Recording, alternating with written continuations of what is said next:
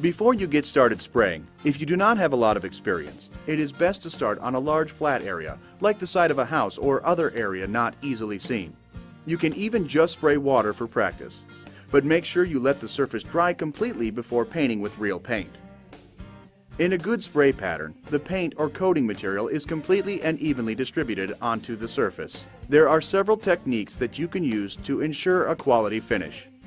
Use some scraps of cardboard to test the quality of the spray pattern. Start at the minimum spray pressure and slowly increase the pressure until a good spray pattern is achieved. This is a good spray pattern. Notice that there are no runs in the pattern and that the pattern itself is smooth and even. If your pattern has what are known as fingers or tails, that is, an uneven finish such as this, then the pressure should be increased. Spraying at the lowest pressure possible while still getting a good spray pattern will save wear and tear on your pump and spray tip. If you are at the maximum pressure setting and the spray pattern is still not suitable, a smaller spray tip hole size should be used, or your material may need to be thinned. The spray gun should be held approximately 12 inches from the surface and aimed straight at the surface like this.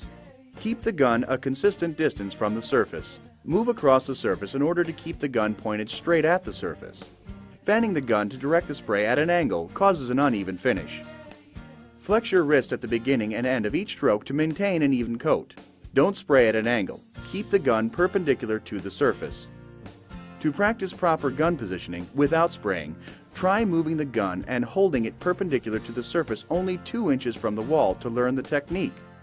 Notice how at the beginning and end of each stroke you must flex your wrist to keep the gun and tip square to the surface.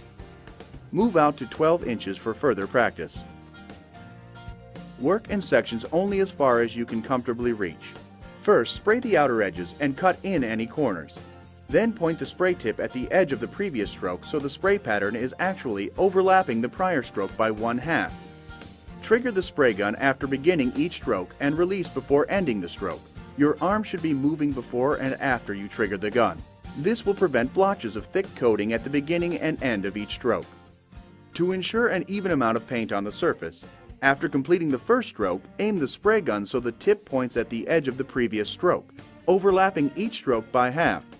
When spraying on broad open surfaces such as ceilings and bare walls, the outside edges should be sprayed first. Then the middle can be sprayed more quickly. For inside corners, aim your spray gun into the corner, like this. Spray along the corner, painting an even amount on both sides. Typically, when painting, it's best to start at the top and work your way down. Begin by spraying any eaves or the underside of overhangs. The direction you spray is determined by the construction. As a general rule, spray horizontal and make sure you direct the spray up a little to spray the bottom lip of your siding. With a little practice, this easy-to-use sprayer will have you spraying like a pro in no time. Remember, hold the gun straight with no tilt up or down, or angle left or right. Have the spray gun moving before and after you trigger the gun. Move at a consistent speed, and when spraying, overlap the prior stroke by 50%. Allow significant time for the paint to dry before removing tape from your trim. This will result in crisp, clean lines.